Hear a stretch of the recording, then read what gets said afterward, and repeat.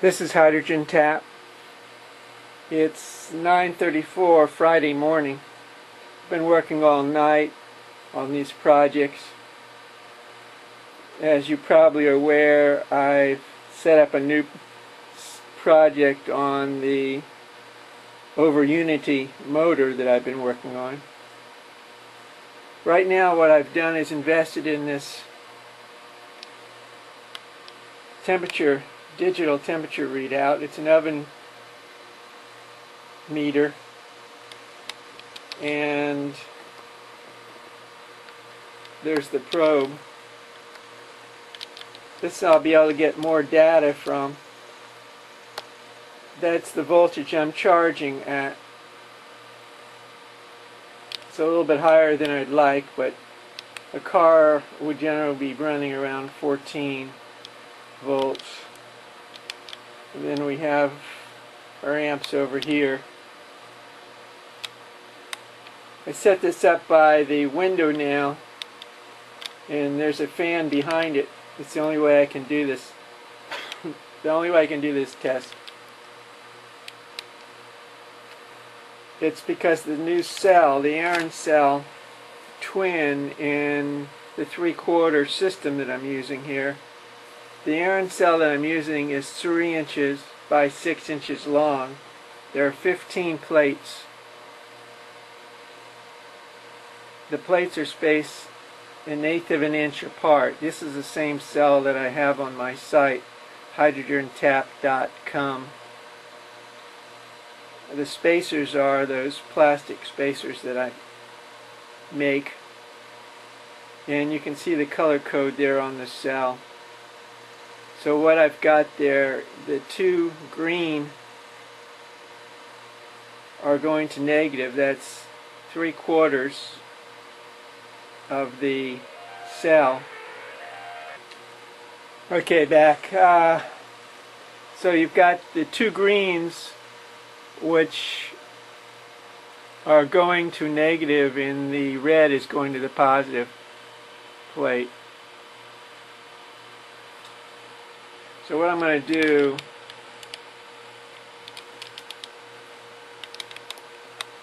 is turn this on.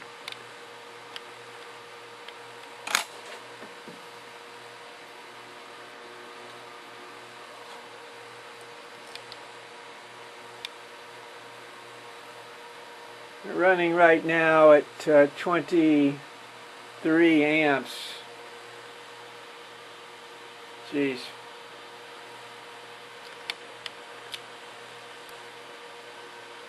It's putting out so much hydrogen that it's an incredible amount of hydrogen.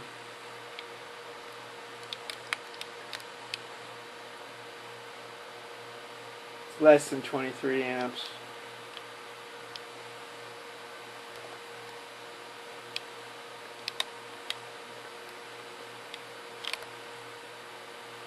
We pulled it down to 1198.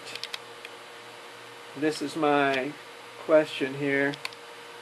We're still at 73 degrees.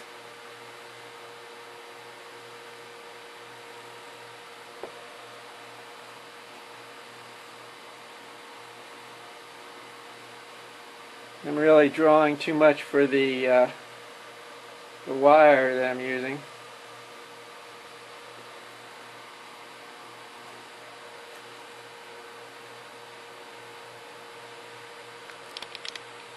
Wow, even with the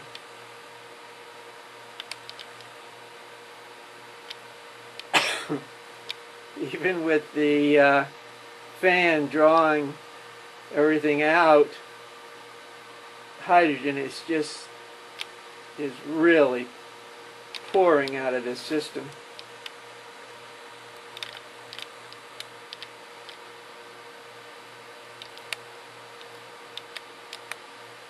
And if you notice, the temperature has not gone up.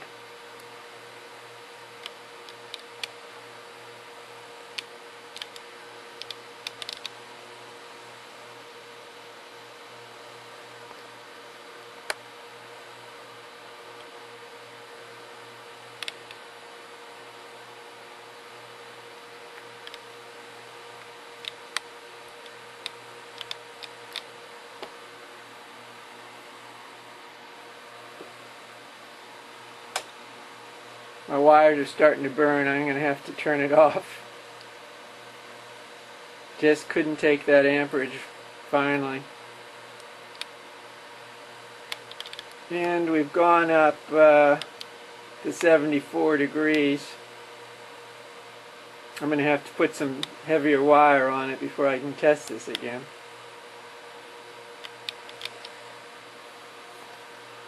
Those wires are probably good for maybe 15 amps, and I'm running them at 21, 22.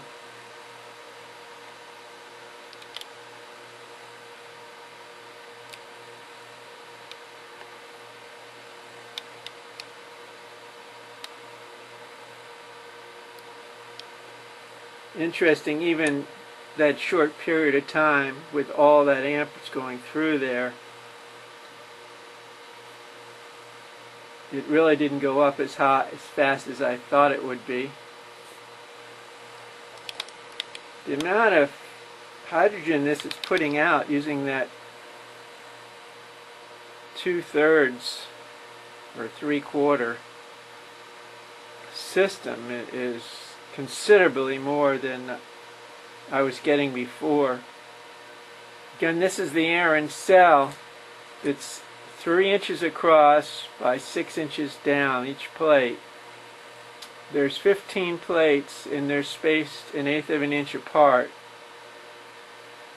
There's 1 gallon and 3/4 water there, and 1/2 teaspoon of lye is in that water. I know I've gotten a lot of people asking about that. 1/2 teaspoon of lye.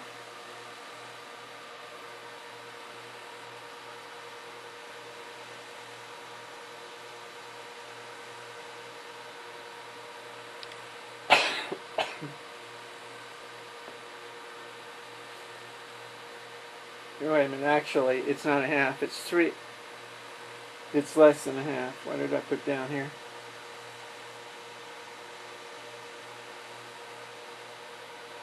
It's 1/4 teaspoon of lye.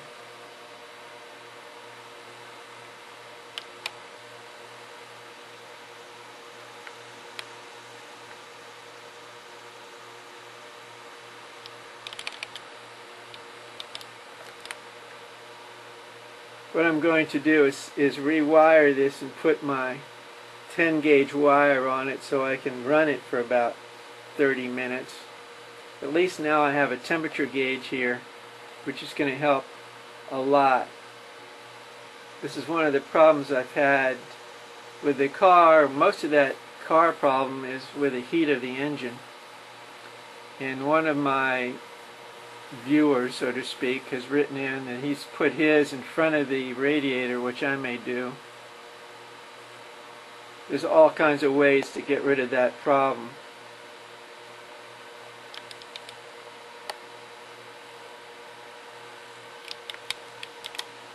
I'm really not concerned with the heat because that can be taken care of.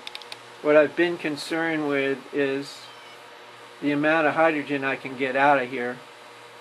And I've more than quadrupled the amount of hydrogen that I'm making with the same cell. One thing you got to be very careful with if you're using the cell that I've sent you is making sure that all your connections are tight. The cell always has to be covered, and you can see how much water there is on here. I mean, this is a lot of water. By the way, this is distilled water I'm using. Completely switched over to distilled water. It seems to be the only way. And if you look how clear it is, the most problem I've had with it is it turns a little yellow, and that is really from the lye. I'm going to turn it on.